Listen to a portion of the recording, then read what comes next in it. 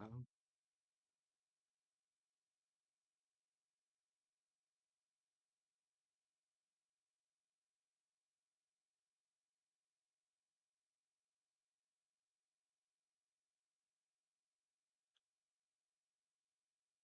Hey, welcome. Welcome to Occam's Razor question period live stream, or as I like to call it, the non-answer period. First thing I'd like to do is go through some of the basics that most Canadians should know whenever they're watching Parliament. First off, you know who your member of Parliament is. It's quite easy to find out. You can just go to your Parliament of Canada, look up your members, and it looks something like this. Find members of Parliament. You can just, if you just know their first name, it'll populate it. You know their last name, you know where the constituency is or the postal code. Very easy to find. Very easy to find. Now, I always like to look at my own member of parliament, and whenever you do, you'll also be able to find out where they sit in parliament. As soon as you put their name in, a little thing will come up, and it'll actually flash red exactly where they're sitting. And then when you go right below, you can also see what their roles are in Parliament. As you can see here, they put him on to the Standing Committee on National Defense, which makes sense seeing as Chris here, his riding has the base of 8-wing Trenton on it. And Chris here has been elected recently. The prior member was actually a conservative member. So I have a liberal member as my member of parliament. And you can also see his parliamentary associations where he is. So he only has a few roles here. He's new to parliament, so they're not going to overload him with a lot of things. And then you can see, click on the next tab here, and you can see everything that he's actually done. So if he'd actually submitted a bill, it would be right here.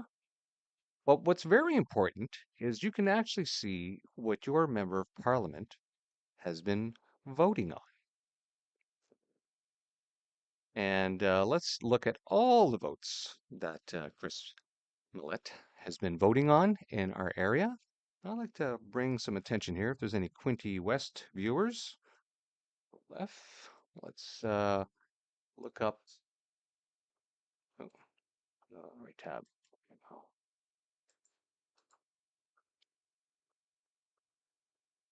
Opposition motion gas-powered vehicles. And then, of course, it usually this is a very small write-up on the bill, and it doesn't really give you exactly what they were voting on. So if you actually go into here, it'll actually bring up the entire motion of the text. You can actually find out who put the motion in, what it was for, and you can see here that she said, Melissa Landsman, when she put this in last year, that given that the Liberal government is banning the sale of gas-powered vehicles, that will force Canadians to buy electric vehicles, and this mandate will drive up the cost of vehicles by $20,000 in order to allow Canadians the choice to purchase any vehicle that meets their needs at a price they can afford. The House call on a Liberal government to immediately end their ban on gas-powered vehicles. And to this, of course, my member of parliament said no. No, you serfs, you will pay more for your electric vehicle here in Quinte West. And if you can't afford a vehicle, you'll have to depend on the Quinte West bus shuttle service. And if there's not one near you, too bad, so sad. It's the future for you in Canada, according to Chris Millett. Now, I suggest everybody go ahead and do that to their own members of parliament. Look them up, keep tabs on them, keep them to account as to what they are doing. Now, of course, we can also see here, and then, of course, contact information. And if you're lucky, your MP will actually have a constituency office. Too bad for you folks in the Prime Minister's writing, because I hear you don't even have one. Now, in the House of Commons, there are a series of rules whenever people uh, present themselves in Parliament. If you haven't watched Parliament before, obviously you're going to see a lot of things. If you have watched it before, you probably think that they act like this all the time. Um, Apparently, they love to put on a show. People that have been in Parliament live obviously can barely understand the people down on the floor. So if you're watching from home, you're probably better off because you've got a mic pickup. Whenever you're watching Parliament, let's go over here to what's going on today. Here we have Jamil Giovanni. Yeah, dude, he's been going on now for a couple hours, or not a couple hours, about 20 minutes, I think, up and down. They've been debating C3 very specifically. There's a committee in House right now. They've been talking about this as well. And I want to bring this attention right here whenever you're watching it. I don't know about you, but I was born and raised in northern Quebec. Always went to English school. I'm bilingual. I can understand French. I can't write it as well. Obviously, I can't read it as well either as English, but I'm conversant barely in French, but I can understand it. So when I'm watching Parliament, I find it annoying whenever I hear a translator come on and then I have to wait for the translator to go through, and it annoys me because I could understand what they were saying in French. So if you're one of those persons who has no problem understanding French or English, you can just go here in the original language tab, and you can watch the House of Commons on the floor language. Now, this is the CPAC website. This is not the only website where you will get a stream from Parliament. You can also get it from Parlview. Now, the Parlview site, I've been finding that the stream is a little hit and miss. It seems to have more streaming issues whenever they're broadcasting. There's often hangups and you have to refresh, which is unfortunate because if it's better on the screen. But it also gives you the status. And of course, everything in these are also hyperlinked. And if you want to go back and watch the other prior sessions, they're all down here. So you can go back and watch your favorite non-answer periods. And of course, you can see in progress the House of Commons sitting here. There were some meetings in progress at the time. And it looks like they all have adjourned, probably so they can have a quick bite to eat before they head into question period. The first question period of the year. Everybody wants to be in the lower house for that. And that occurs anywhere between no later than 2:15 when you go to the schedule, and runs for 45 minutes or so. And of course, this is all run by the speaker. Now, we can see other shows that are also scheduled. They have not started yet. And this is a very easy place to find them. A lot easier than going through the CPAC. Now, the CPAC, handy links inside will tell you exactly what's live. You can go straight there. And now let's recap exactly what has been going on in Parliament since June, not 2025, so 2025, but 2024. What happened back in June of 2024? Well, the Speaker of the House had ordered the Liberal government of Canada at the time, with the Prime Minister of Justin Trudeau, to submit unredacted SDTC documents, about 5,000 pages or more, and the Liberal government refused. So as a result, without following that House order, that left the government in a pickle because they could no longer do any more business in the lower house until they presented these documents. Unless, of course, there was an emergency voted on and then they could actually deal with that thing. But until then, they needed to provide these documents. And what was in those documents? Well, it was discovered in committees that there's been spending afoot and no accountability. And this is all Canadians want, is accountability. Where's the money gone? Where has all the money gone for the past 10 years? And this is only a very small slice of the pie of missing monies that people would like to know. So since June of 2024, no business performed in the House. Then we get an election. Everything is wiped clean. A brand new slate. All those requests don't matter anymore unless they're brought up again. Now, fortunately for us, the Conservatives do have enough people in Parliament so that the Liberals cannot wrangle themselves a majority with the other parties in committee to keep these documents from being requested again, along with other documents. So it may look like the Liberals have control of the House, even though they have formed government, but they are definitely in a minority role, even more so this time around than last time, because of their lack of control over the committees to shut down almost every single question or debate, other than doing what they always do, which is to prevaricate and not answer. So that is where we are. Now, after the election last year, we knew that the Conservatives had promised that had they formed government, they would have kept Parliament sitting in session to ensure that some kind of trade deal would be accomplished with the Americans. Because after all, as the Liberals sold it, it was quite the crisis. It was such a crisis, in fact, that they all had to go on holiday vacation for the entire summer, during which we had some rather significant events occur and that continue to occur to this day that have been affecting Canadians. One of them, of course, has been the complete failure of the Vaccine Injury Support Program. Now, this has been my primary reason for starting this channel, is to bring attention to those who have been abandoned by this government after being coerced into taking it. So I'm looking forward. Perhaps I don't expect there will be a question regarding this in the session today on question period. But it would be interesting. It certainly would be interesting to see if somebody, just somebody, mentioned the fact that the government has completely failed Canadians in this aspect in their health. I'm sure healthcare will come up, though. There's no avoiding over 76,000 Canadians who did not live long enough to meet their health appointment because the system has completely been overtaxed by an unmitigated disaster in our immigration system of mass unvetted mass immigration. There's just no other way to say it. These people are not vetted. There's no way that that many people coming in could be vetted by the amount of people that are in the government.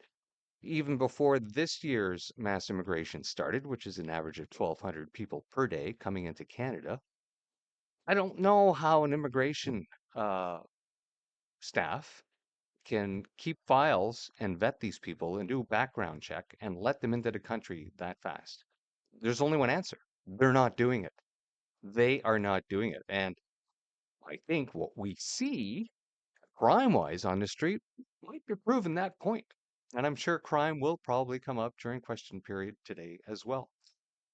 Now, I do call this the non-answer period because in all my years of watching the House of Commons, in all the different governments, I can definitely say that there's been only one other government that I've been watching since I've been watching question period since I was 11 years old, who was as blatantly elitist in their non-answers when it came to Parliament. Now, the Liberals, they've outdone everyone else.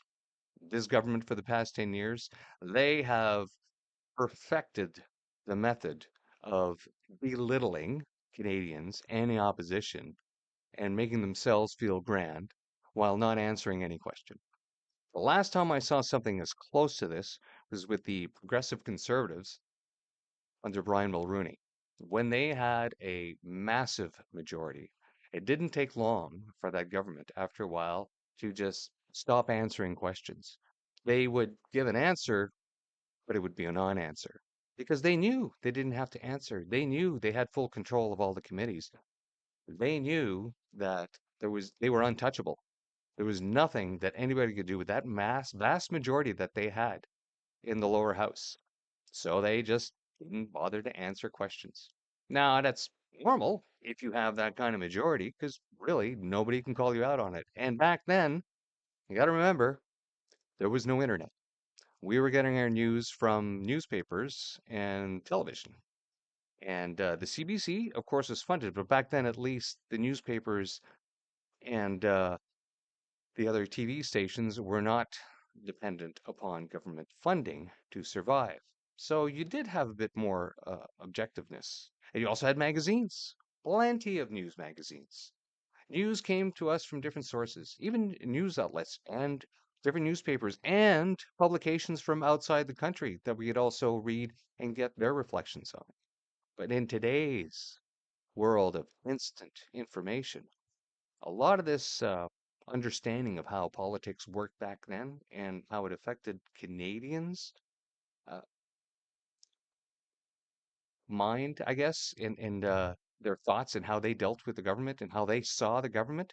The message back then was very, very different. I remember Marshall McLuhan, and I never understood that at the time, but I did once digital technology came to the forefront. He used to say that the message, the light, no, something about the message. The medium is the message, right? And they were looking at a light bulb that was turning and off, on and off. And like what that? So the blinking light bulb, that's the medium. That's giving me a message. He was so prescient. The medium definitely is the message. We see that now. You go to Blue Sky, that medium, that message is very biased. You go to X, well, I think you're still getting a balance, but you're probably getting a little more conservative views on there.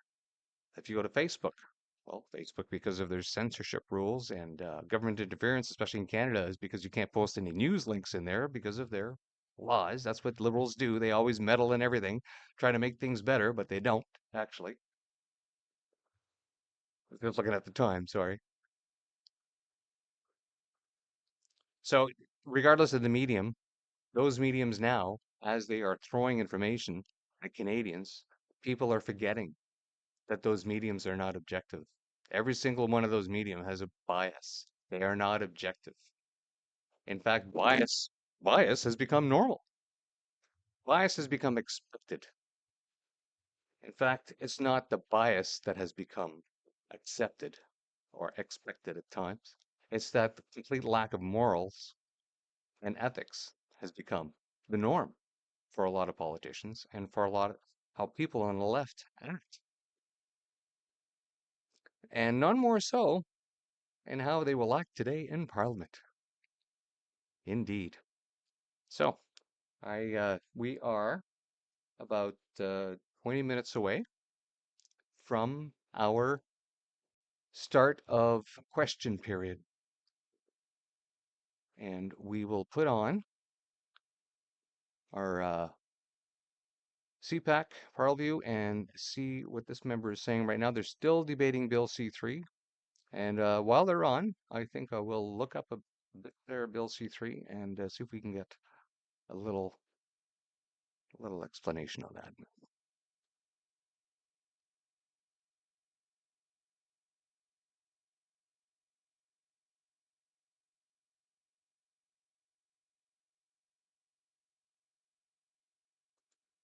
Yes, this is the problem with CPAC and Parleview. Strong and fair They Canadian don't have the best citizenship. connection at times. My hope is that my colleagues' eyes across the aisle will be opened and the need to protect Canadian citizenship and we amend this bill. Thank you, Madam Speaker. Questions and comments. The Honourable Parliamentary Secretary to the Government House Leader. Thank you, Madam Speaker. You know, the 1,095 that we often hear about from the Conservative benches, that's not just a number that's pulled out of the House. Today, if you look at it, it takes 1,095 days in order to be able to qualify for a citizenship when you apply if you're a permanent resident. So that applies to a lot of people today in Canada. Madam Speaker, what I consistently hear from the Conservatives is they got amendments. They have amendments. But when they're asked to share amendments, they magically disappear. The Conservative voters themselves want to see more cooperation on the floor of the House of Commons. A lot of the debate that we've seen in the last 3 hours could be taking place in the committee stage where we can actually do what in part the Conservatives want, and that is to provide citizenship for some individuals that are there today that should have this citizenship. My question to the member is, does he not agree that we should be listening to Canadians, be more cooperative, and at least allow legislation to get to the committee stage without having to use time allocation? Member for Edmonton South East. Thank you again, Madam Speaker. As I said in my initial speech, Conservatives need this bill be amended. There needs to be strong changes made. Mere non-consecutive 3 years or 1,095 days are not enough to claim citizenship down the road after third, fourth generation. It's not enough.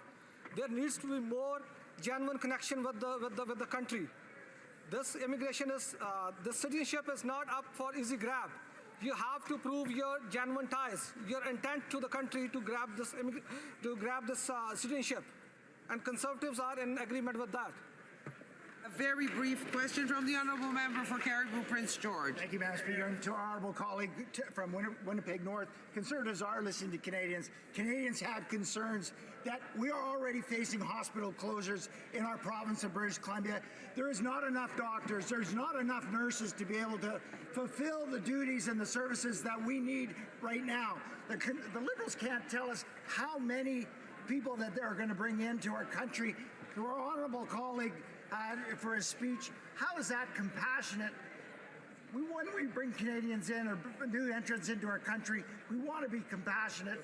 There's no compassion in showing that the Liberals cannot tell. Give the honourable member 30 seconds for a brief answer from the honourable member for Edmonton South East. As I said, Conservatives will propose that this bill goes to committee for proper review, for proper safeguards to be put in place so that Canadian citizenship is not misused, it's not abused, and it's equally valued by the hardworking non-born Canadians like me, like millions other, so that they also feel appreciated. There should be no two-tier test for immigration. Thank you very much. Statements by members, déclaration des députés. The honourable member for Courtenay Alberni.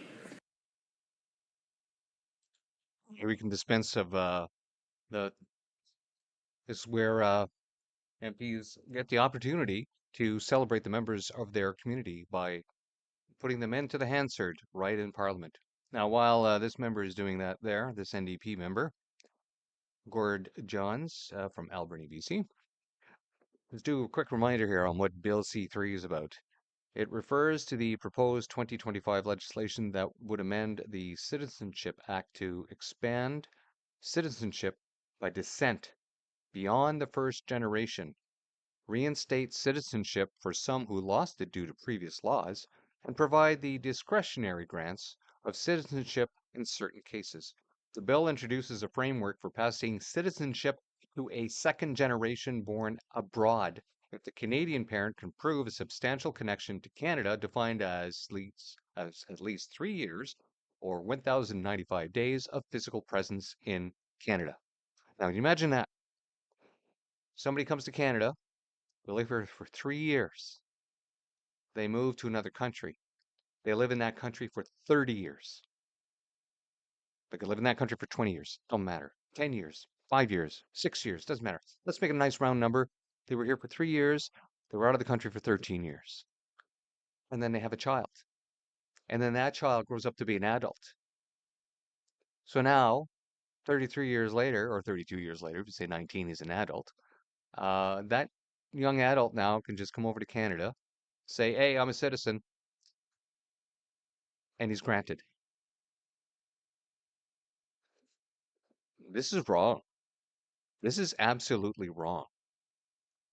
This is just one more bill by the Liberals to massively increase the amount of people coming into Canada. They've already increased the population by 37%. Imagine that. A third of Canada wasn't born here 10 years ago. That's living here now. And out of all those people that are here, 20 grand a year were fleeing Canada from 2015 to 2020. And then when the COVID stupidity hit, that number doubled, and all of them have been taking their wealth with them. And then this year, we've had even more people and more businesses leaving, taking their wealth with them, because they know that this Liberal government is going to be a disaster.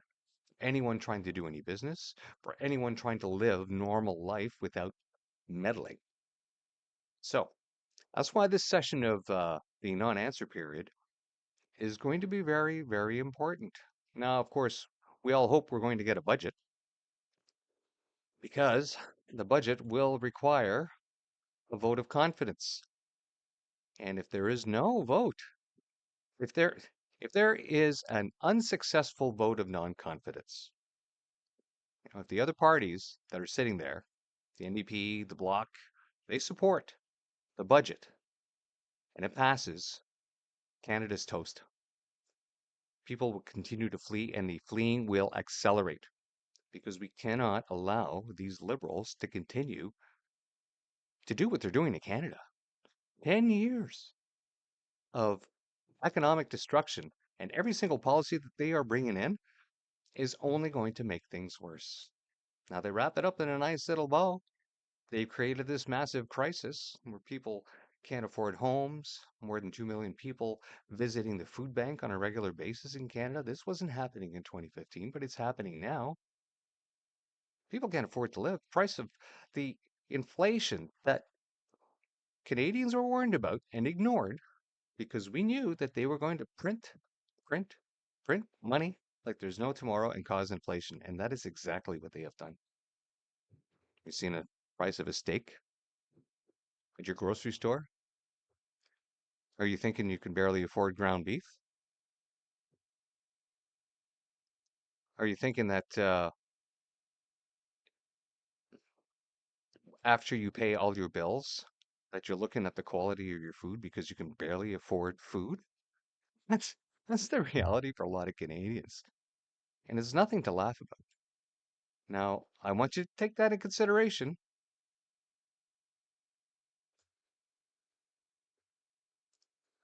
When you're watching the non-answer period today, all the things that have happened to Canadians that Canadians have not been getting answers for. And they're going to be asking them questions, hoping for an answer that they are not going to get. Now, it's not so much in how they don't answer the question, but watch their emotional reactions because they can't hide it, right? Everything they do is based on emotions on the left side of politics. It's not usually based on observable facts. They're going to manipulate the facts. And if you point out the fact that they are manipulating those facts for their own design and purpose, then they get emotional. It's a natural thing. It's like when they go back to the well for new ideas, they just keep going back to the same well and they always come back out with the same bucket of same ideas every time because they only have one well to go to. Now, let's get back to Parliament and make sure that I hope we haven't missed opening question period here. De Blainville. The Honourable Member for Thérèse de Blainville. No, we're still Mr. at statements Speaker, from members. it is with great sadness.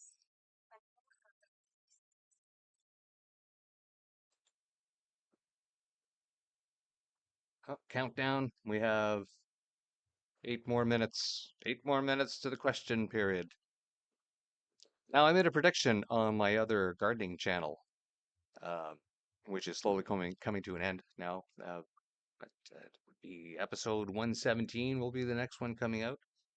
My prediction is that if Mark Carney decides to show up in the lower house today, because he doesn't always, and he didn't always during the last session, and neither did the prior prime minister. But Mark Carney did something that Justin Trudeau did on a regular basis, but Mark Carney did it much faster. See, Justin had a habit of just walking out of Parliament on a regular basis. If he didn't like what he was being asked, he would just walk out. And then you always knew he walked out because when they were asking the Prime Minister questions, somebody else would be answering the question for him.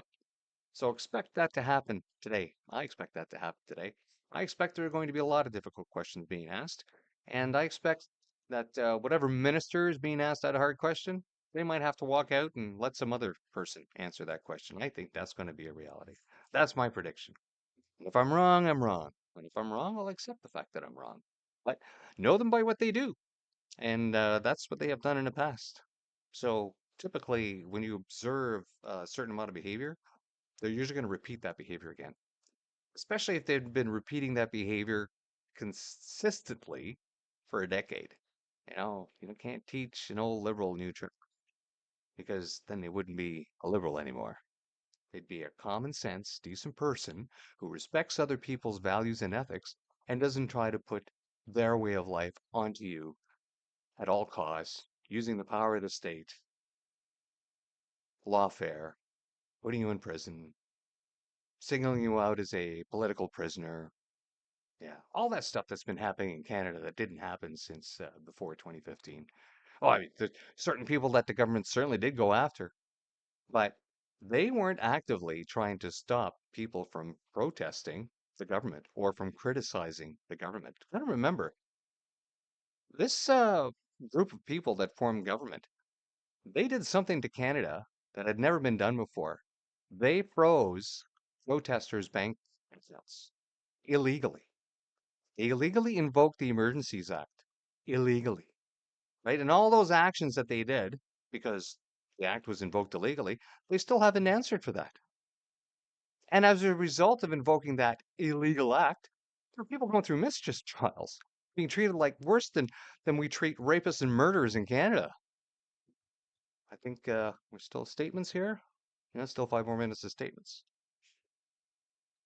So a lot of things on people's minds when they watch a liberal stand up like this one here. Yeah, God, if you've ever seen her in committee, you're wondering why I'm raising my eyebrows.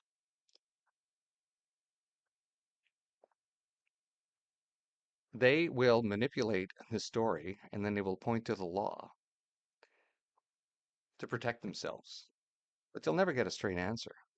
And in everything that they do, it's constant manipulation of the truths and facts to avoid responsibility and accountability. All we really would like to know is why they have massively increased Canada's population. We know why. Because if you look in Mark Carney's book's values, we know what they're doing. We would like to know where all the money is. Moose on the Loose, watch his channel. He's got a great spreadsheet set up there as to where all the money has been going under Mark Carney, and of course for all his businesses. But missing funds has not been something new in Canada. We used to do royal commissions, and royal commissions would get shelved, spend a lot of money on that, a lot of study, and then nothing would ever happen. Like, they don't even bother with that anymore. They don't even bother with that anymore. But they have been sending money overseas for all their DEI, climate change, BS. And the nice flowery language. Well, we're going to support this and do that so they can increase this and this. And they throw millions, hundreds of millions, over $1 billion overseas and no receipts, no accountability. It just says, look, a little page, they send all this money to this group and then there's no contact number. There's no accountability. There's no result statements. There's no like, hey, we got this money. We got the receipts from that person. This is what they had. There's no accomplishments. Just money gone. And it looks strange. It looks a lot like money laundering to me. I don't know. You got to remember though, Canada does not have racketeering laws. So racketeering, I'm not saying it's legal, but I'm saying it's not illegal either. So when you set up an entire system of climate change, fake science, and this net zero agenda that hasn't worked anywhere on the planet. And that's where all Canada's policies have been streaming to.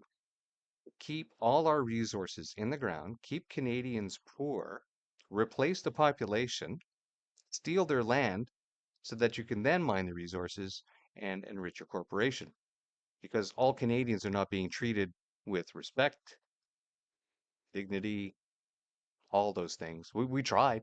We tried with the Charter of Rights, and even one of the original creators of the Charter of Rights went all the way to the Supreme Court. And what did the Supreme Court tell him? Oh, sorry, your argument is moot. It took you too long to get here, so we're not going to hear the violation of your rights.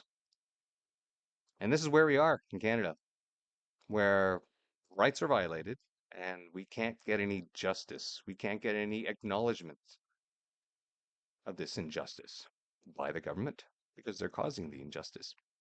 So, are we starting yet?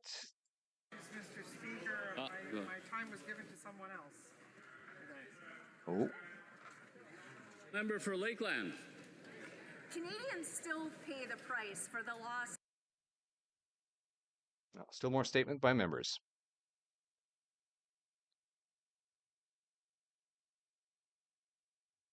They're going to try to sell you that this is a new government. A new government. Yes, indeed, a new government. Yeah.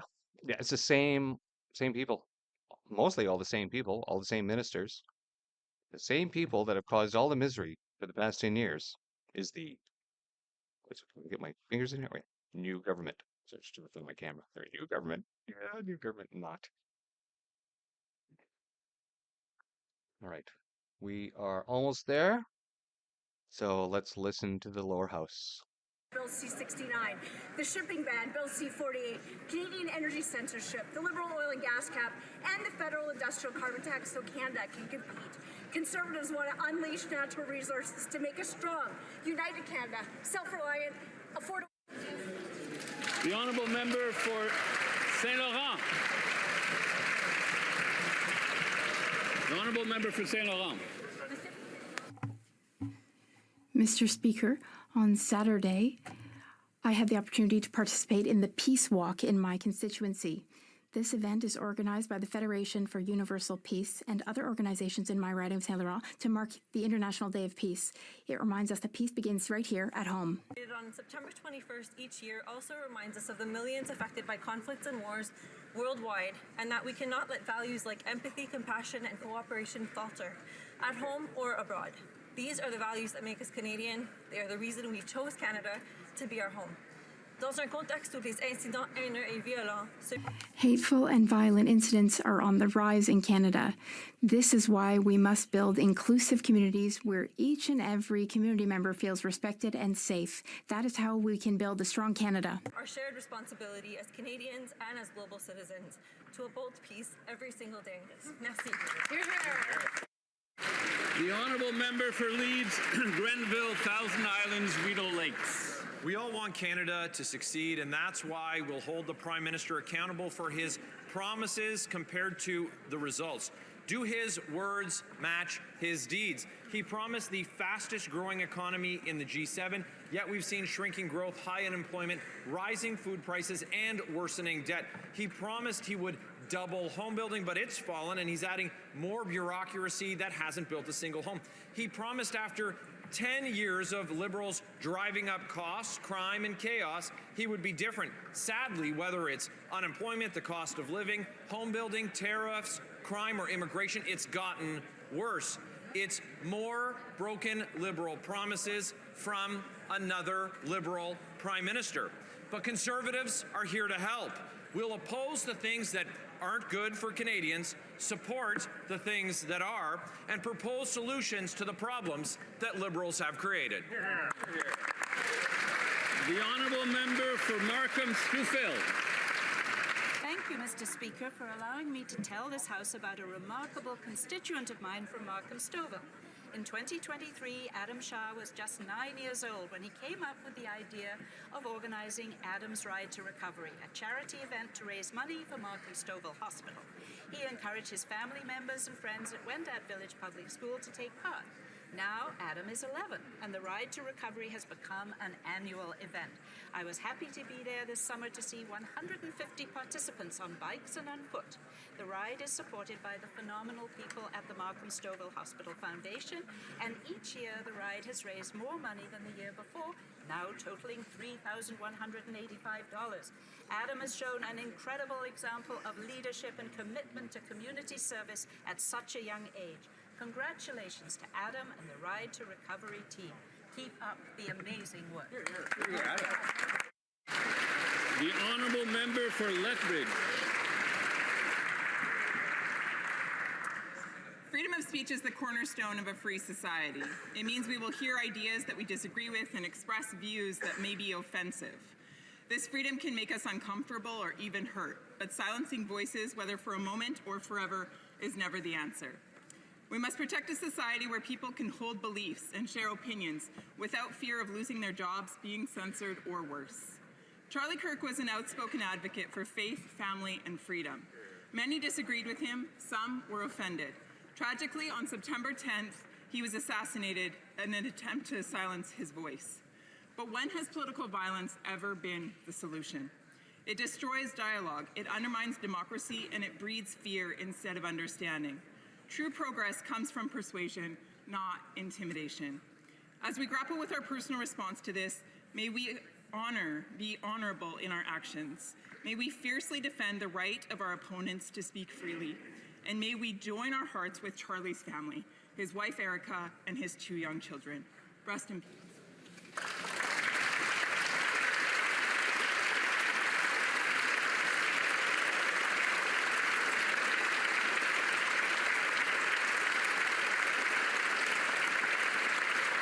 The honourable member for Ottawa Vanier Gloucester. Mr. Speaker, I rise today to pay tribute to Ken Dryden, whose passing is a profound loss for Canada. I had the privilege of working with Ken and witnessed firsthand his thoughtfulness, intellect, and dedication. He was deeply committed to improving sport culture and advancing efforts to better protect athletes from concussions. While many will remember him as a Hall of Fame goaltender and 6-time Stanley Cup champion with the Montreal Canadiens, but he was so much more. He was a scholar, an author, a parliamentarian, a leader whose influence extended far beyond the ice. Ken's life left an indelible mark both in sport and in public life. His vision, generosity, and commitment to excellence continue to inspire Canadians across generations. On behalf of this House, I extend my deepest condolences to his family, his loved ones, and all those whose lives he touched. May he rest in peace. Thank you, Mr. Speaker.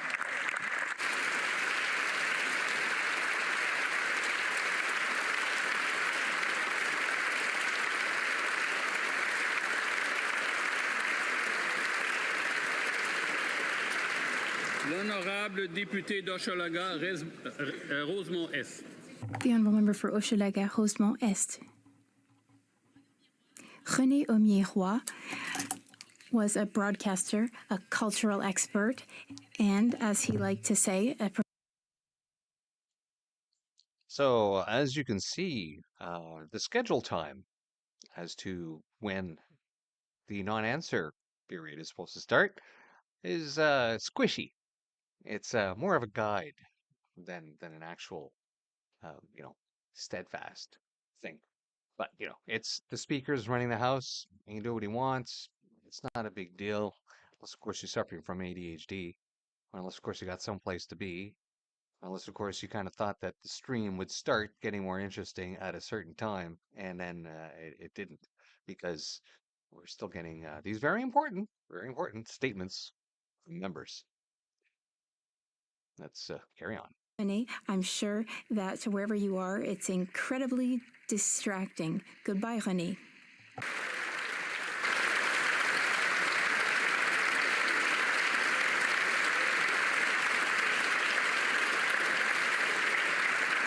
This is on original language. Questions orales, oral questions. The Honourable Leader of the Opposition.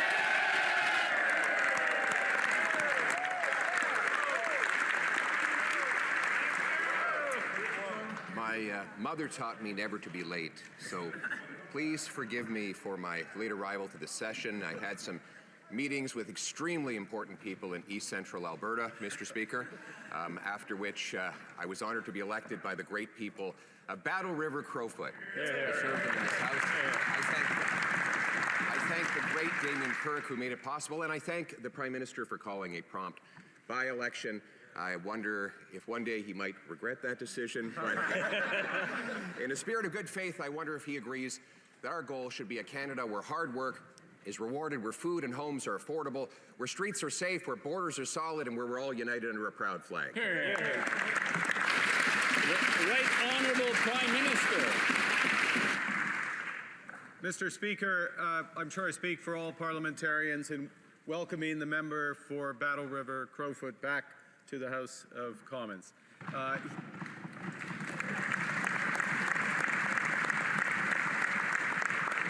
He may notice a few things have changed since he was here last. The largest women's caucus in Canadian history.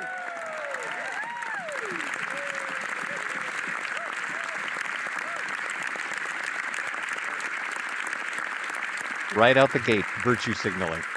And a spirit of collaboration that was shown in the opening session, including in the passage of the Build Canada Act and the projet de loi du Bloc québécois en ce qui concerne la protection de la gestion de l'eau. Je suis absolument tout à fait d'accord avec les sentiments, les objectifs du chef de l'opposition pour notre grand. I was deliberately flexible on time because it's a special day, but now we're going to respect the 35-second limit. The Honourable Leader of the Opposition. Some things never change. Monsieur le Président, j'aimerais remercier mes commettants à Battle River Crowfoot, Monsieur Kirk et le Premier ministre d'avoir déclenché un partiel très rapidement. Je pense que parfois, il va regretter cette décision, mais je pense qu'on est tous d'accord avec la mission de rétablir un Canada où le travail acharné est récompensé avec des logements et de la nourriture abordable dans des rues sécuritaires avec des frontières solides. Okay, this is where you're wasting time here. You are repeating in French what you said in English. Very valuable time to ask questions during question period.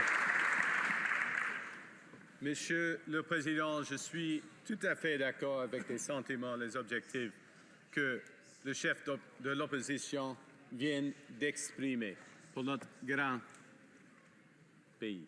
Merci. The Honourable Leader of the Opposition. Mr. Speaker, the Prime Minister mentioned how much had changed, and it's true. I look around this place, and when I left, there was a Liberal Prime Minister who was making excuses about breaking promises, running massive deficits, costs, crime, chaos were all out of control. And whereas today, we have a Liberal Prime Minister breaking promises, making excuses, running massive deficits with costs, crime, and chaos out of control. Mr. Speaker, when will the Prime Minister match the grand promises with the real change Canadians need? The Right Honourable Prime Minister. Mr. Speaker, I understand the Minister, or the Minister, promotion. Come on over. Yeah. I understand the Leader of the Opposition was busy. He missed the largest tax cut for 22 million Canadians. He missed the cut on the GST for new homes. He missed eliminating all federal barriers to trade. He missed, I hope I'll have another opportunity to finish a very long list of what the Leader of Opposition is. See, this is how they don't answer the questions, right? Dans l'esprit non partisan, on va simplement insister que le Premier ministre adhère à ses propres promesses. Lui, qui a promis l'économie qui croît avec une croissance le plus vite dans le G7, maintenant, c'est l'économie en déclin le plus rapidement dans le G7.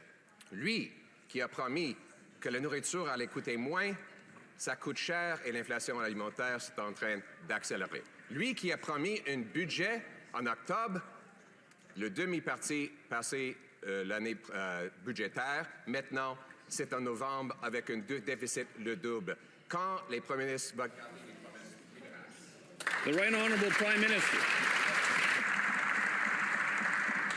Mr. Speaker, this government has been absolutely focused on improving affordability for Canadians. That's why the largest tax cut, 22 million Canadians, every taxpayer in this country. That's why the cut to the GST. That's why the launch of Build Canada Homes, which will reduce the cost of home building in this country. That's why we back the CRTC to get broadband costs down for Canadians. We are building the strongest economy throughout the worst crisis in our history. So the answer is, we've done what we've done, but you're not getting an answer. In the spirit of nonpartisanship, we are simply going to hold this Prime Minister to his own promises. He promised that he would spend less. He's already spending 8% more. He promised the budget would be in October. Now he says it will be in November, more than halfway through the fiscal year. He promised that his government would have a smaller deficit than Justin Trudeau. Instead, now we hear that it might even be double. So a trivia question. Can the Prime Minister tell us, has there ever been a Prime Minister who has successfully doubled the deficit without even introducing a budget? The Right Honourable Prime Minister.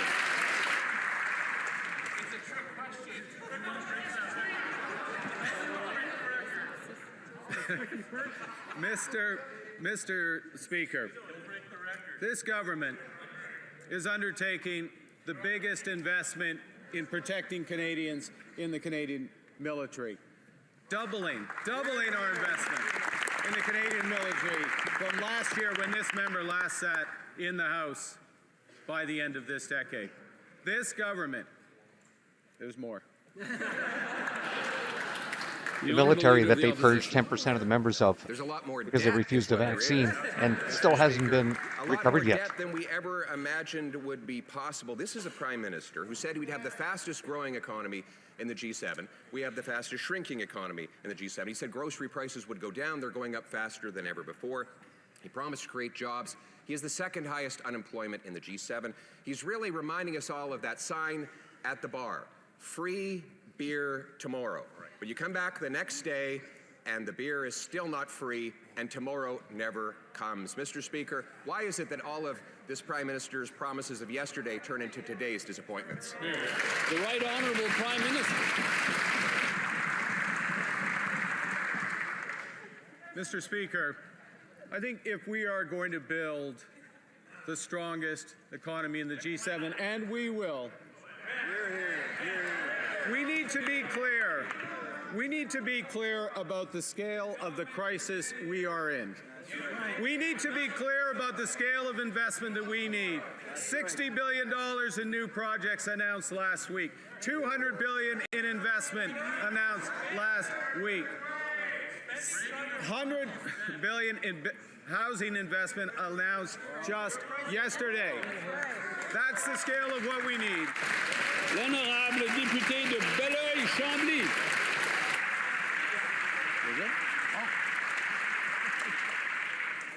Monsieur le Président, le Premier ministre a été élu sur des représentations qu'il allait sans aucun doute être le meilleur pour faire face à la crise tarifaire et faire face à la crise commerciale.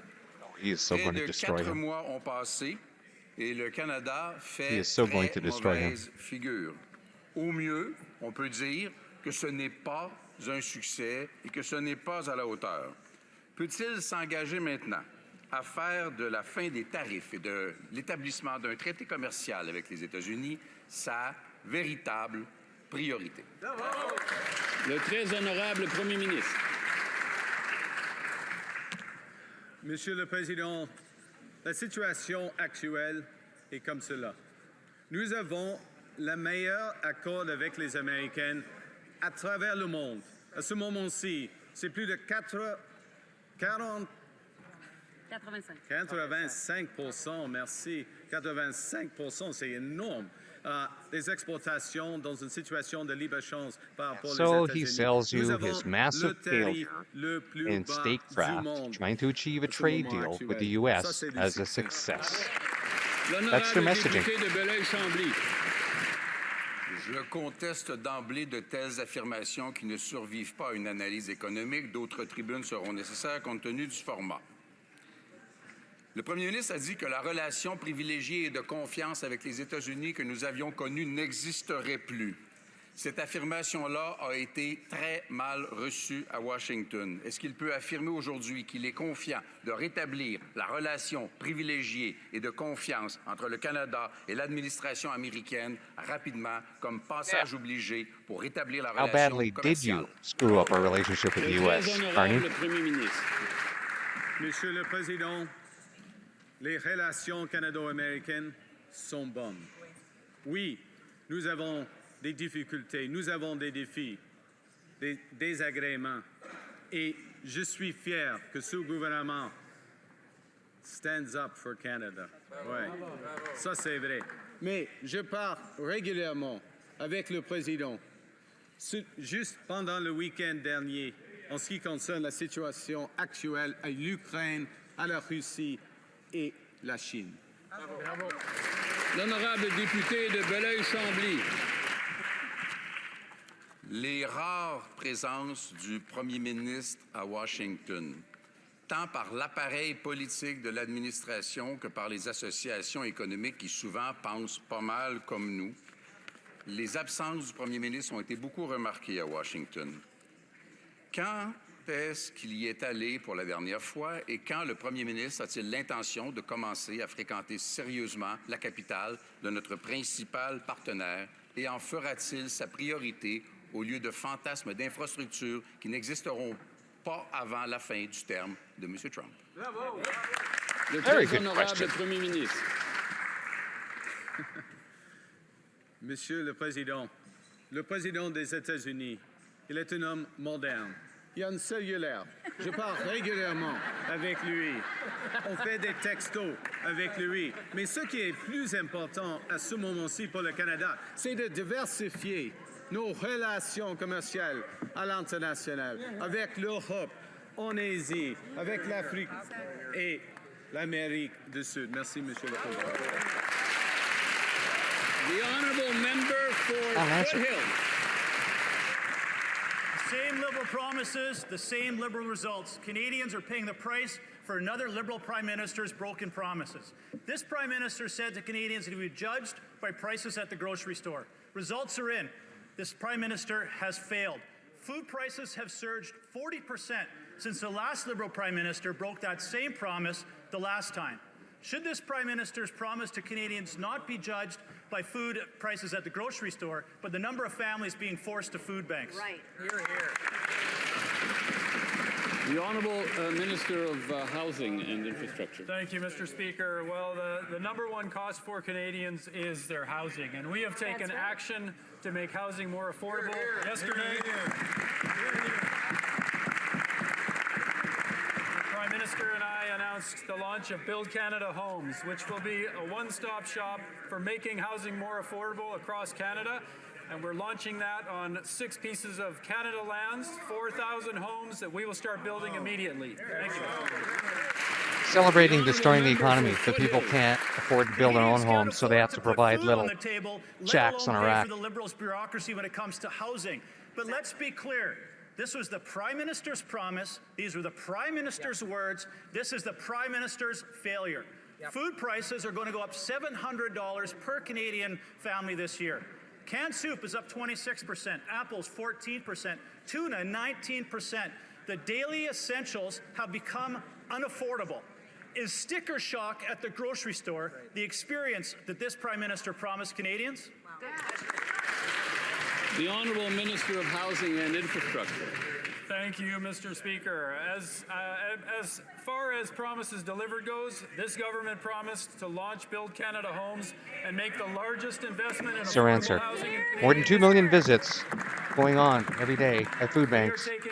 And his thing is, oh, we're gonna build you a shack on a rack. On affordable housing across the board, we need more support, but starting with housing and housing first, particularly for those on low incomes and those who are homeless. We are taking action. Honourable member for Thornhill.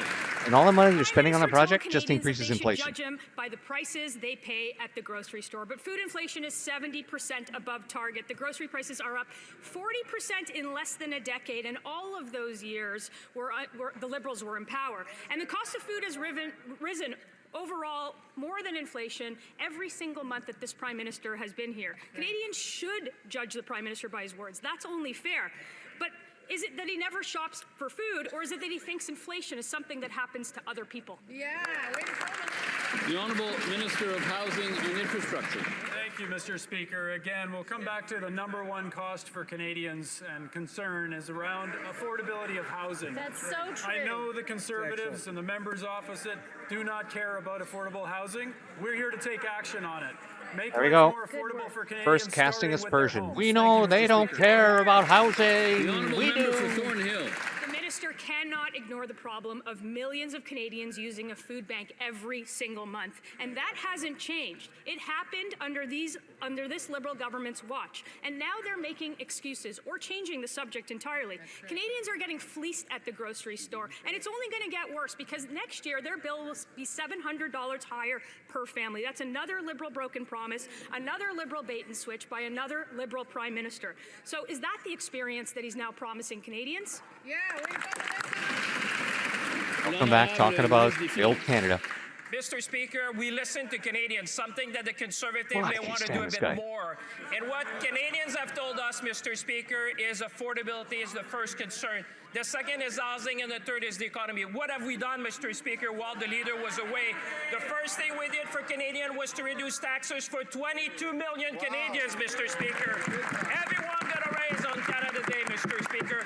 The second thing, we removed GST on first-time home buyer, Mr. Speaker, and we are going to build with Canadians, with every Canadian, the strongest economy in the G7. That's what this Liberal government is about. So they've been taking the task on that tax break. $30 a month doesn't cover it. And they can't save money to buy a house, so the GST break doesn't matter. Voyons les résultats de ce régime libéral. L'inflation alimentaire est aujourd'hui 70% plus élevée que la cible d'inflation. Les familles paient plus, les enfants mangent moins, et ce n'est qu'une autre promesse brisée des libéraux. Est-ce que le premier ministre admet que ses paroles n'étaient qu'une autre tromperie libérale? Parce que ce premier ministre n'est qu'un libéral comme les autres. Pourquoi ce premier ministre fait-il de l'épicerie une expérience de plus en plus douloureuse et coûteuse pour les familles? L'honorable ministre de l'Identité et la Culture canadienne. Merci beaucoup, Monsieur le Président. J'ai eu le plaisir ce matin avec mon collègue et ami, le ministre des Infrastructures et du Logement, de nos collègues Hans du Gruber Québec of et de la climate Région de change. Montréal, d'annoncer un projet où on va construire 20 000 logements, Monsieur le Président. 20 000 logements, donc 6 000 logements. There you go, bragging about not what they're asking questions about, right? And if you've noticed, for the past 4 questions that were all directed at the Prime Minister, he left. That's how long he lasted. Told you he wouldn't stay for question period. Weakling. Les libéraux ont honte que leur premier ministre n'ait pas tenu sa promesse de rendre l'épicerie plus abordable, Monsieur le Président. Depuis l'arrivée de ce premier ministre libéral, Statistique Canada révèle que le prix du bœuf à ragoût a augmenté de 22% entre mars et juin, les patates 20%, les oignons 11%. Imaginez, même la Bolduc pourrait plus s'offrir un bon ragoût, Monsieur le Président. Les Canadiens le jugeront en fonction du coût à l'épicerie. C'est lui-même qui l'a dit. Le jugement est clair. Une autre promesse brisée des libéraux. Pourquoi ce premier ministre fait-il de l'épicerie une expérience coûteuse et douloureuse pour toutes les familles? Avec ça, on ne va pas répondre à votre question. Monsieur le Président, je suis un peu surpris de la question, mon collègue. Non seulement on a écouté les électeurs conservateurs, mais on a écouté tous les électeurs canadiens. Les électeurs nous disent une chose, Monsieur le Président, s'attaquer au coût de la vie. Et voilà, la première chose que le gouvernement libéral du premier ministre, ça a été de baisser les taxes pour 22 millions de Canadiens, Monsieur le Président. Ouais, on a Ça, c'est de l'argent baissé dans les poches taxes, des puis on gens va qui donner sont 30 pauvres, Monsieur le Président. 30 La sous deuxième par chose que les jour. Canadiens nous ont demandé, c'est de bâtir du logement abordable. Et hier, Monsieur le Président, on a annoncé justement bâtir Maison Canada pour aider plus de familles. Monsieur le Président, ensemble de ce côté-ci de la Chambre, on va travailler pour bâtir l'économie la plus forte du G7. L'honorable député de Montmorency-Charlevoix. Merci, Monsieur le Président. Lors de l'assermentation de son cabinet, le premier ministre a déclaré que les Canadiens pourraient juger de son travail par le coût à l'épicerie. Eh bien, tout l'été, les gens de Montmorency-Charlevoix m'ont parlé de leurs intérêts, de leurs inquiétudes, et le coût de l'épicerie est au top de la liste. Le gouvernement libéral promettait des meilleurs prix, et encore une fois, il ne livre pas la marchandise.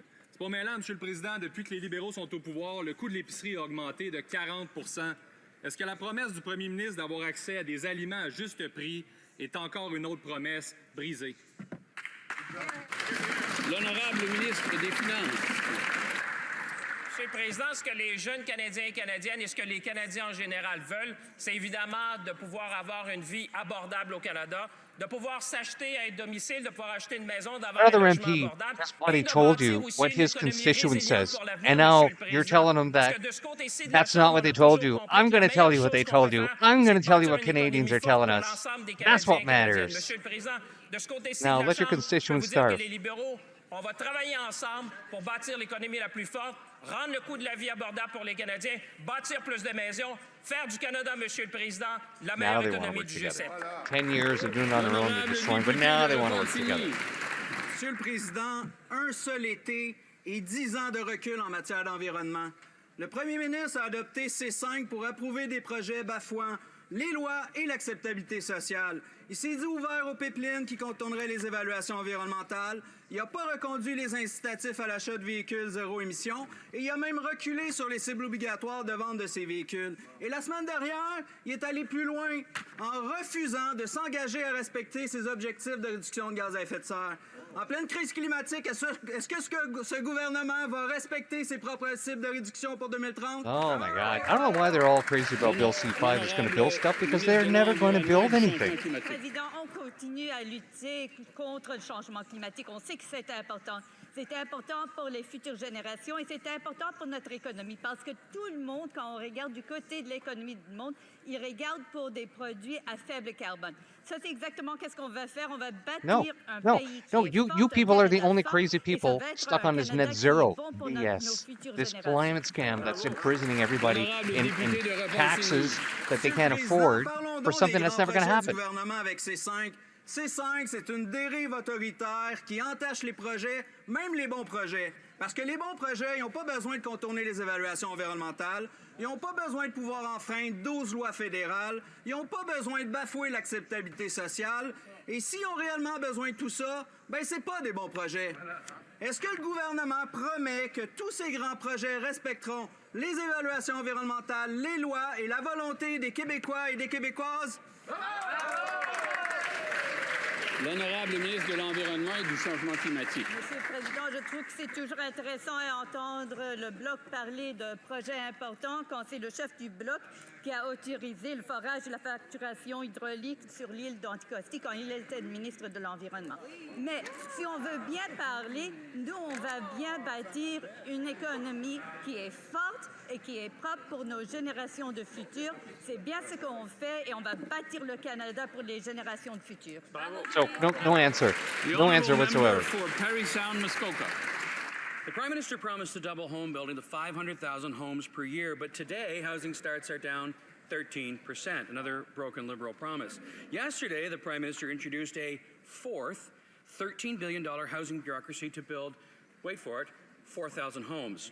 What blocks home building is government bureaucracy, red tape, and taxes. So why does the Prime Minister believe that adding $13 billion more bureaucracy is now suddenly going to solve the housing crisis? The Honourable Minister for Housing and Infrastructure.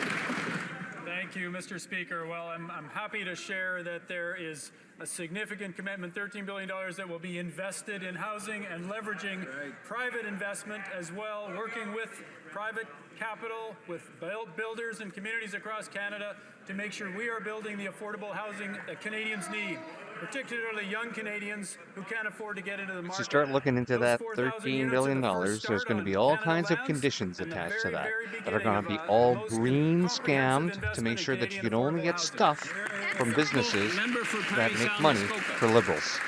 $13 billion for a fourth federal Ottawa housing bureaucracy to build 4,000 homes is not a solution. It is yet another Liberal boondoggle that will cost Canadians a fortune and will solve nothing. The Prime Minister said the core challenge present in the housing market is it's just too hard to build. It's hard to build because of government taxes and red tape. In Toronto and Vancouver, the cost of government on a new home is over 25%. Housing starts there have stopped. Why does the Prime Minister not understand that if we're going to get homes built, we have to cut the bureaucracy, not add $13 billion more? That's all Liberals know how to do. Throw more money at it. That's one of those things. They go back to the well with the same ideas. Spend more money. Conservatives may not Because it's not believe in theirs. investing in affordable housing. This government does. This government is making an unprecedented No, investment. you're not in investing. building You're affordable spending. housing in partnership with the private sector, in partnership with cities, provinces, territories, indigenous nations. We are going to deliver with our partners like never before. You're putting cargo containers that are turned into homes on government property. Mr. Speaker, under this That's not Liberal investing. government, lawlessness has become the norm in Canada. In many cities, children can't play safely in parks, families can't walk down sidewalks, businesses are suffering, and residents are living in fear. Tent encampments and lawlessness are taking over public spaces. This summer, Barrie Mayor Alex Nuttall was forced to take the extraordinary step of declaring a state of emergency to try and restore order back to Barrie. Wow. Canada was not like this 10 years ago. When will this Prime Minister stop this reckless Liberal agenda and bring order back to our communities? The Honourable Minister for Public Safety. Mr. Speaker, our plan to keep communities safe will keep drugs, guns, and criminals off our streets. We're partnering with police services across the country to fight organized crime. We'll make it tougher for violent criminals to get bail and impose stricter sentences to repeat violent offenders. We're hiring 1,000 CBSA No, you're and not. RCMP officers to add to the 10,000 frontline personnel who are already keeping our borders safe. This work will be bolstered by investing in community safety initiatives to stop crime before it starts. Mr. Speaker, we will always be there to keep Canadian communities safe. So they're not going to do anything. They need to remove the legislation. Mr. Speaker, this Liberal Prime cause this Minister problem. swaggered in promising a massive surge in home building, 500,000 new homes a year. After all that hype, Vancouver families are still staring at million-dollar price tags. That surge hasn't even made a ripple. Projects are stalled, permits crawl through red tape, and the only thing going up faster is the bureaucracy he's building. Now that big pledge has shrunk to just 4,000 homes at the cost of $4 billion in yet another Liberal broken promise. When will the Liberals stop building bureaucracy that makes homes more expensive for Canadians? The Honourable Minister for Housing and Infrastructure. Thank you, Mr. Speaker. The Liberal government focuses on building affordable housing with our partners. This is an unprecedented investment alongside a cut to the GST for first-time home buyers, which we are rolling out. We are focused on delivering solutions, on delivering housing in the communities that need it the most, and that investment was never seen from Conservative governments, certainly not in the history that I'm familiar with. We saw housing not being a priority for the members opposite. They didn't need to spend money because they didn't destroy the economy, you stupid. Monsieur le Président, les libéraux reviennent encore une fois avec une nouvelle bureaucratie pour le logement, mais qui, au fond, crée de l'inflation et ne règle absolument rien. Le premier ministre avait promis aux Canadiens de doubler la construction des logements, s'engageant à bâtir 500 000 unités par année. Il fait quoi? Il propose une nouvelle machine bureaucratique qui, en réalité, prévoit la construction de seulement 4 000 nouveaux toits. Monsieur le Président, pourquoi ce gouvernement nous revient encore une fois avec plus de bureaucratie au lieu de se concentrer à construire plus de logements? L'honorable ministre de l'Identité et de la Culture canadienne. Pour construire plus de logements, Monsieur le Président, il faut travailler ensemble. Il faut travailler avec les municipalités. Il faut travailler avec les intervenants sur le terrain. Il faut travailler avec les provinces. Contrairement aux conservateurs qui pensent qu'il faut insulter les gens, nous, on pense qu'il faut travailler ensemble. Et c'est ce qu'on a fait ce matin, alors que le ministre des Infrastructures et du Logement et moi avons annoncé une annonce historique pour la construction de 20 000 logements, Monsieur le Président. 20 000 logements, une seule annonce. Et ce n'est que le début. On va faire ça partout au pays. On va faire ça d'un bout à l'autre du pays pour construire plus de logements avec nos partenaires. The honourable member for Carleton. Mr. Speaker, Canadians made it clear, in the last campaign that they expect us to deliver real housing solutions, to get more homes built faster, to bring down the cost of housing so that young people, families, those most vulnerable, and those along the housing continuum can access housing that meets their needs. Can the Minister of Housing and Infrastructure please tell this House about the government's recently announced plan to deliver affordable housing to Canadians? These useless questions by government to the government, just to make themselves look better, is not the purpose of question period. Thank you, Mr. Speaker, and I'll thank the member from Carleton for his question and for the focus today on affordable housing. You can hear Freeland in the background fighting. And I know the member from Carleton is very concerned about making sure it's green, sustainable housing, and we will certainly focus on ensuring that energy costs are low, that these are resilient homes that get us through the challenges ahead with climate change. Energy costs are low. Have your energy costs gone down this year, Canadians? Canadian industry manufacturing the best homes in the world. Thank you, Mr. Speaker. The honourable member for Kamloops, Thompson, Nicola. The Prime Minister said he would fix safer streets for on behalf of the Liberals. He promised to fix the broken Liberal justice system. And yet, an 8-year-old was killed while sleeping, the place he should have been safest. Now, Mr. Speaker, the Justice Minister said this isn't the Wild West, and he's right. 8-year-old children sleeping in their homes and getting killed did not happen in the Wild West. The Liberals say they're tough on crime, but they won't repeal Bills C-5 and Bill C-75. Another bait and switch from another Liberal Prime Minister. When will these same old Liberals get tough on crime? The Honourable Minister of Justice. Mr. Speaker, obviously the circumstances my honourable colleague raises constitute an entire tragedy that should shock the conscience of every Canadian. But when the honourable member poses a question about repealing Bill C-75, I would suggest it is a good idea to read it first. He does not seemingly understand that We've bill read it. actually makes it harder We've seen for the people who are charged consequences with on our intimate predator streets. violence to receive bail. Now, I am willing to work in good faith with members of any party to help strengthen the bail system, have harsher penalties for serious crimes, and most importantly, to keep They Canada destroyed. safe. The Look at only this question clown I have that here. remains is whether the Conservatives will join us in that effort. The Honourable Member for Kamloops, Thompson, Nicola.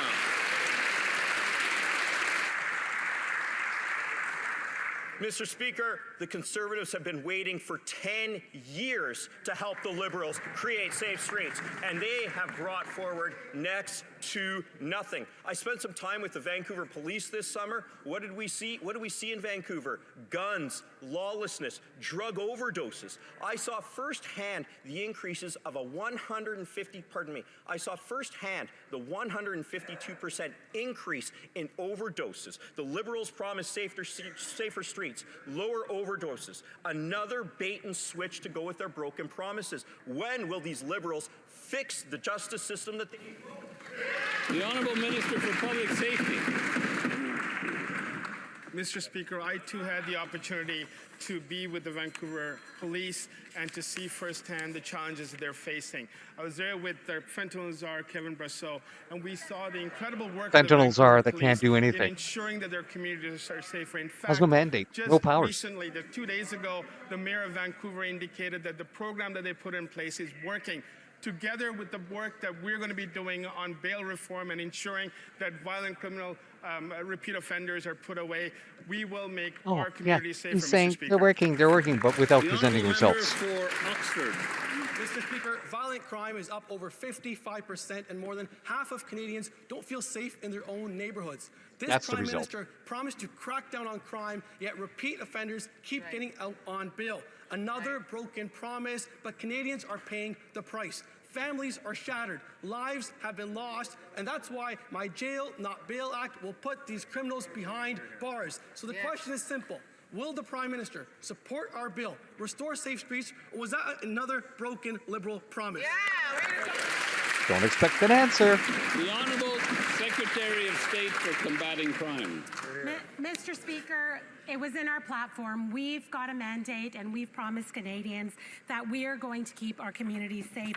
This fall, we're tabling legislation to make bail tougher, to make sentencing harder and stiffer on repeat violent That's not what he criminals. asked you. He We're asked gonna about his make bill, sure not that yours. These types of criminals stay behind bars and that everyone feels safe in their homes and on their streets.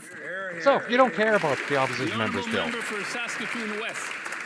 The Prime Minister promised to fix the Liberals' broken bail system, but he hasn't delivered. Another broken Liberal promise, another Liberal bait and switch, because this Prime Minister is just another Liberal. Chief Prime McBride, Minister that ran out of the Saskatoon's lower top cop, house says today. it's a struggle every day with repeat offenders. The Prime Minister says he'll get tough on crime, but since the Liberals took power, repeat offenders have fueled a crime wave in Canada, with violent crimes up 55%. Mr. Speaker, when will the Prime Minister stop breaking promises and put repeat violent offenders behind bars? Great question. The Honourable Minister of Justice. They're not. Mr. Speaker, it's encouraging to see that there is alignment between the Conservative opposition and the Liberal government when it comes to improving public safety, including through the adoption of stronger laws to help build safer communities. I have good news for my colleague. We will be introducing legislation during this parliamentary session to strengthen bail reform in this country, to have harsher sentences for violent repeat offenders. You know, anything they're going to introduce is only going to make it worse. But I'd like to know, if you tied this guy's hands behind his back, would he still be able to talk? I look forward to working with my honourable colleague and members on both sides of the aisle to advance public safety in this country. The Honourable Member for King Vaughan. Prime Minister promised to fix their broken criminal justice system and did nothing all summer. Meanwhile, 7 shootings have occurred in Vaughan in less than 3 weeks. A father, Abdul Alim Faruqi was shot dead protecting his family. Families across Canada are terrified, and repeat violent offenders are still on our streets because of weak Liberal laws like Bill C-5 and C-75. Another Liberal broken promise, another Liberal bait and switch, because this Prime Minister is just another Liberal. When will this Prime Minister's broken promises stop? The Honourable Secretary of State for Combating Crime. Mr. Speaker, the tragedy that the member refers to is one that's impacted my community greatly, and my sincere sympathy goes out to the family. We're going to make sure that repeat violent offenders are kept behind bars. Mr. Speaker, this summer I consulted with many police agencies across the country. A lot of their recommendations are going to be seen in this bill, but provinces too Need to put a have new to bill. do their They part just to need fix the to broken justice system. remove They the have to bad invest in legislation. town prosecutions, and they have to make sure that there are enough judges to hear the trials. Oh, now I see where they're going. They're going to appoint more The judges. Prime Minister promised to grow the economy, but it's shrinking. And since he took office, tens of thousands of jobs have been lost. But the Liberals are on track this year to bring in the most temporary foreign work permits ever. It's so bad that a former Liberal immigration minister just said that they admitted that they let industry become, quote, addicted to temporary work. And he's right. Amid the PM's pledge to cut the public service, even the Liberals are using TFWs to fill federal government jobs. We've talked about buying Canadian. Why isn't the Prime Minister making people hire them? Can you imagine that? A CRA tax assessor just left Canada as a TFW working here for 4 years. You want foreigners going over to your tax forms? Well, that's what's happening under a Liberal government. Our workforce is temporary foreign workers. And in fact, in Canada, Canadians come first for any available jobs. That's why the department has rigid rules for employers that are looking to fill vacancies with workers from other countries. We have rigid rules to ensure that Canadians can't get a job over a TFW. The use of this program. The Honourable Member for Richmond Hill South. Only a Liberal Prime Minister could promise to secure our border and fail in just 6 months. Over the summer, asylum claims from illegal U.S. crossings spiked dramatically, piling onto a staggering backlog of nearly 300,000 unprocessed claims. Many of these are likely bogus, yet claimants are immediately entitled to work permits, health care, and benefits on the backs of Canadian taxpayers. Another broken Liberal promise, another bait and switch, because he's just another Liberal Prime Minister. 1,200 per day. 1,200 per day is the average that they are letting into Canada. Before he finally takes action. The Honourable Just like he Minister described. of Public Safety.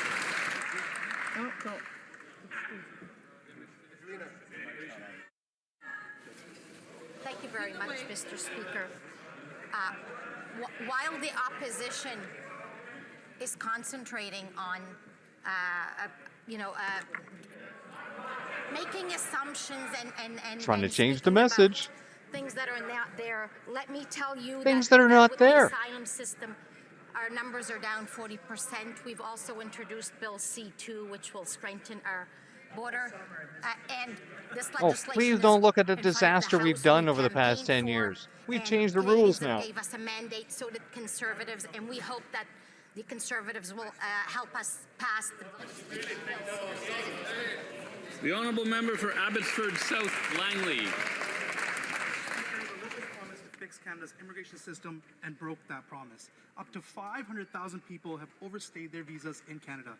Teens can't find work, healthcare is overwhelmed, housing is out of reach, and crime rates are soaring because of the Liberals' reckless policies. The Liberals continue to maintain high levels of immigration and won't even remove those who are non-citizen criminals convicted of serious crimes. The Liberals have had all summer to find these non-citizen criminals and remove them. Why didn't they? The Honourable Minister of Citizenship and Immigration. Mr. Speaker, I know Canadians are concerned. Our government has been working tirelessly, and we understand that we need to see a return to sustainable immigration levels that fits our capacity and that serves our growth. And that is exactly why we are focused on our levels plan with reducing both temporary and permanent residents in this country, and we are seeing results. Not answering. We're bringing population to We're not going to answer about the people we've lost track of.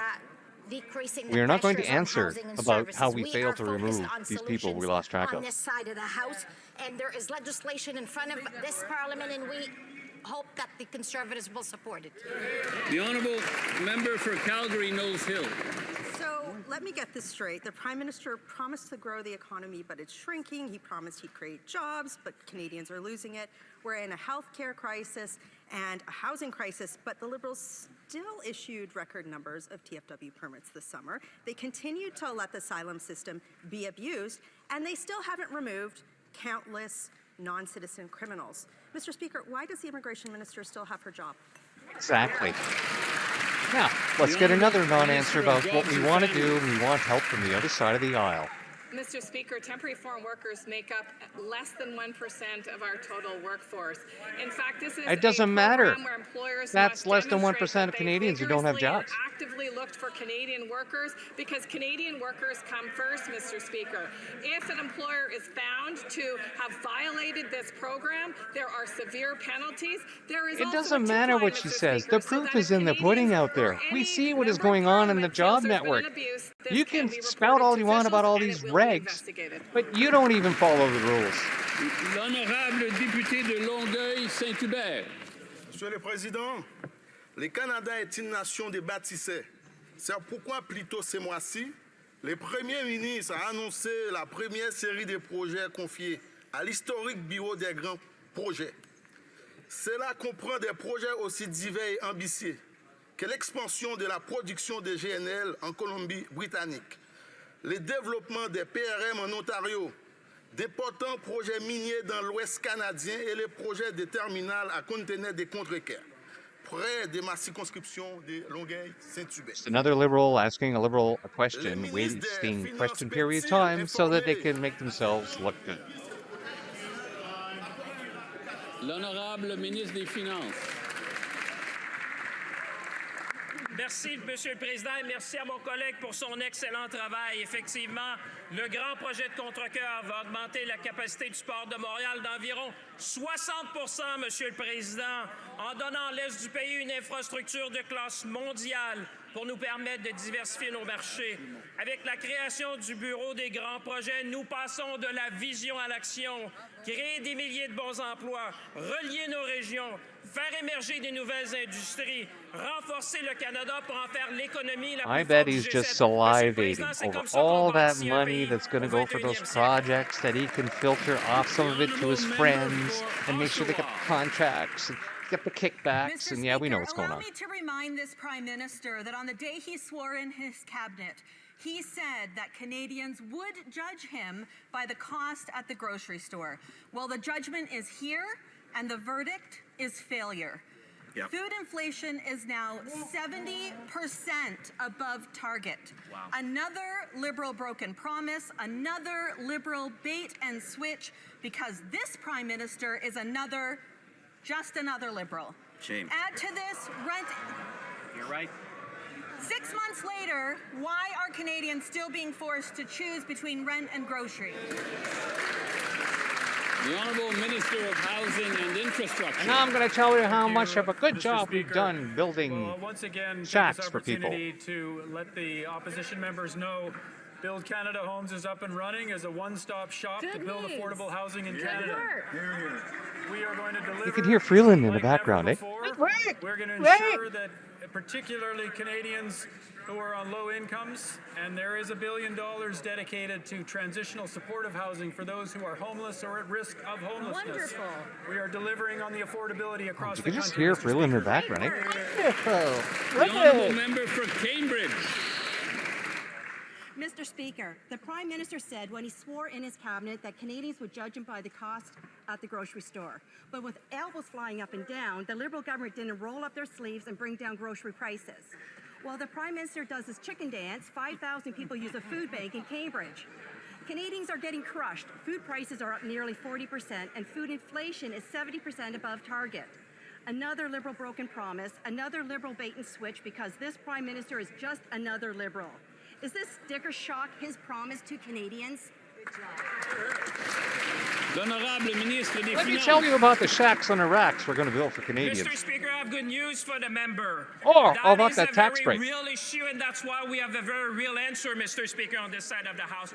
The very first thing that this Prime Minister did for Canadians was to reduce taxes for 20 million Canadians. 22 million Canadians, Mr. Speaker, have more money in their pocket to face the cost of living, Mr. Speaker. On this side of the House, we're not They about feel so proud slogans. We're about not being about on this jokes. side of the We House. He are does that a lot, serious eh? to deliver for Canadians, and we will continue to fight for Canadians at every cent of the way, Mr. Speaker. See, that's their problem. They think everything is a fight. It doesn't have to be a fight. For them, it's always a fight. L'honorable député de Louis Saint-Laurent à Kiawanrak. Monsieur le Président, parlons justement des problèmes des Canadiens au quotidien. Le jour de son assermentation, le premier ministre a dit, je cite, « Les Canadiens me jugeront en fonction du coût à l'épicerie. » 4 mois plus tard, ça coûte très, très cher. Augmentation de l'inflation, augmentation de tous les prix. Les gens qui en arrachent encore plus à cause de cette promesse brisée. Les Canadiens se rendent compte que le premier ministre brise ses promesses, comme tous les libéraux l'ont fait pendant 10 ans de temps qui ont géré tout croche le Canada. Monsieur le Président, est-ce que le premier ministre va expliquer aux Canadiens pourquoi les paniers d'épicerie qu'ils ont, c'est de l'inflation alimentaire? L'honorable ministre des Finances. On va vous demander Monsieur le que Président, les Canadiens on ont a pris vos rencontré taxes. le Premier ministre et ils ont vu une chose. Un Premier ministre qui écoute, un Premier ministre qui a de la vision et surtout, Monsieur le Président, un Premier ministre qui passe à l'action. Avec le nouveau gouvernement libéral, la première chose qu'on a fait, Monsieur le Président, c'était de réduire l'impôt pour 22 millions de Canadiens et Canadiennes à travers le pays, reconnaissant que nous devions faire un effort collectif pour aider ceux qui en ont le plus besoin, Monsieur le Président. Mais en même temps qu'on a fait ça, Monsieur le Président, on a permis aussi à ceux qui veulent acheter une maison de payer moins de taxes, moins de TPS, en même temps de présenter, Monsieur le Président, la liste la plus ça n'a pas marché ambitieuse pour parce bâtir... que personne achète des maisons. Mr. Speaker, this summer, Hey, it's right next door to me. I heard from folks in my riding of the Bay of Quinte about the cost of living challenges they face. For members of the Canadian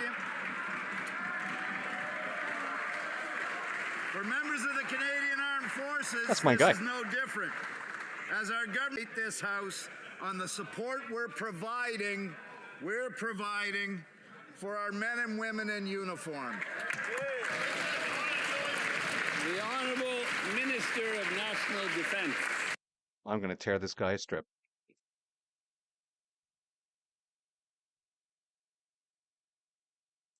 Great. Of course, I got connection issues. Across the country from posting to posting. That's why this summer we gave our forces a well-deserved and overdue pay raise. Our $2 billion compensation package. Let me tell you about this pay raise Largest in a generation. after he's It done. means that untrained sailors, aviators, and soldiers will receive a 20% pay raise. As the brave women and men of the Canadian Armed Forces answer the call to serve, Mr. Speaker, they need to know we've got their backs. No, you don't. You went and canceled field pay. Let me explain that afterwards. What they did to Mr. frontline Speaker, units. The Prime Minister promised that he would be elbows up and buy Canadian. He broke that promise when he rewarded the communist Chinese government a $1 billion loan to buy ferries for BC as they tariff our seafood and egg producers. That's not elbows up. It's another Liberal broken promise, another Liberal bait and switch, because this Prime Minister is just another Liberal. Newly uncovered documents show senior Liberals were only concerned about their political interests. They did nothing to cancel the contract and ensure that our shipbuilders could participate. When will this Prime Minister stop rewarding Beijing, cancel this loan, and buy Canadian? Because liberals have no ethics or values or morals, and that's why they make deals with communists I think I who speak think just for all like members them. of this House that we are disappointed that BC Ferries made the procurement decision that they made. And Mr. Speaker, it's really unfortunate that no Canadian companies bid on this contract with BC Ferries. That's something that we have to all rectify, and we have to change that by buying Canadian. I agree with the member opposite. On this side of the House, we are bringing forward comprehensive Buy Canadian program to make sure all of They our could have got the agencies and ship departments built are by a focused on buying non-communist nation that doesn't make its own citizens disappear to harvest organs. That might have been a good idea. Mr. Speaker, unemployment has surged to its highest level in a decade.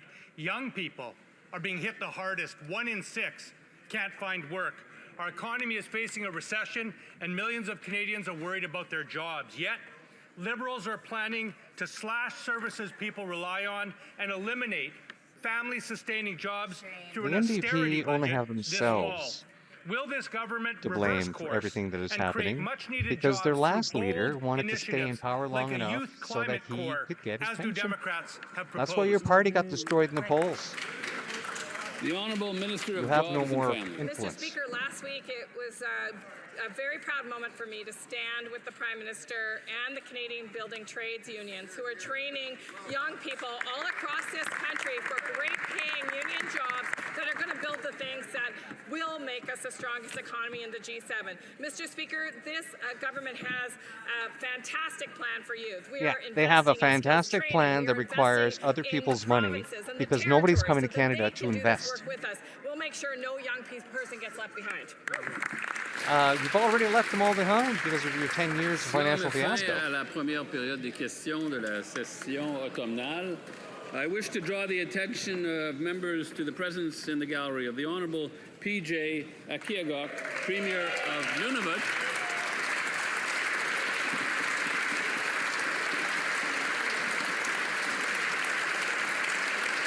Fella?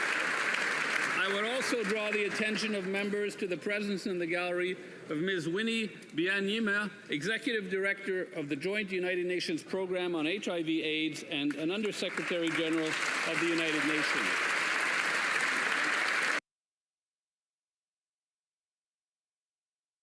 All right, well, that brings the non-answer period to an end. Now, about the pay raise for the Canadian Armed Forces members. Now, a lot of civilians don't understand how the pay system works in Canadian Armed Forces, but luckily you can actually go online and find out what our members are getting paid for. Their entire pay scale there. Usually graduated in 5 increments, right, from 0 to 4. Each increment after a year increases your base pay in that rank. Once you max out at that level, um, that's it. That's as much as you're going to make in that rank until you get promoted to the next rank. Now, any additional money that you're going to make in that job depends on the job that you do. If you're working at the schoolhouse at 16 Wing in Borden, well, you're not going to get field pay, right? Because you're in a schoolhouse. You're working in in barracks. You're working in I lost track of the word it was. Anyways, you're on base, right? You're not deployed. Now, there are other people who work on bases. Let's say Petawawa. Petawawa, where you have 2 service battalion, you got 2 combat engineer regiment, the 2 CR. You've got an infantry unit there. You've got an armored unit, right? You have a tactical helicopter squadron unit. You have that's what a special operations aviation squadron. You also have um, door kickers. They're not the top tier JTF guys, but they are operators, right? And in all these positions, right, they're all given a certain extra pay. Now, technicians who work on aircraft will get a Spec 1 pay. Technicians who are then employed on special operations, like a flight engineer, then he's getting Spec 2, like a SARTech getting Spec 2. Right? They have additional money being paid to them because their job either requires more concentration, more responsibility, or more risk. So they get a little bit extra money. Now, when we come to risk, we look at operational units. In the past, if you were at an operational unit, let's say I will use my own example, it's TAC Hill. I get posted to my first TAC Hill unit from an infantry unit because I changed trades back in 1990. So I get there, and whenever we would go in the field, the day that I go in the field, I would get an additional extra amount of money for being in a field. It was called field pay because for different reasons, you're away from home, you're working in the field, you don't have the same amenities. You're operational. You're trained to be operational. You're on exercise, you're in the field. Well, there are a lot of units that would spend a lot of time in the field, but they would max out. Now, there's only a certain amount. I think it was like 14, 15, 16 days worth of this field pay, and then you maxed out for the month. That was it. No matter if you spent month after month after month, like they would do in the old RV rendezvous exercises that they did back in the 80s. So finally, under the Harper Conservatives, they recognized that something needed to be done. And what they did is they created a specific pay system geared towards operational units. Instead of always only getting your field pay when you were in the field because you are at a frontline unit, you were going to get compensated for being in that position. Now let's look at somebody in the Air Force who works at a transport squadron flying Hercules aircraft. You're on a different base, you've got your shift work. If you go somewhere to fix the plane, they're going to put you up in a hotel, fly here and there. Now you go back to helicopter squadron, you're working on a helicopter. You go in the field a lot. You pretty well operate that helicopter out in the field. If it breaks down, you're probably going out there and setting up a tent to fix the aircraft because you operate with all the other Army units. You are a field unit.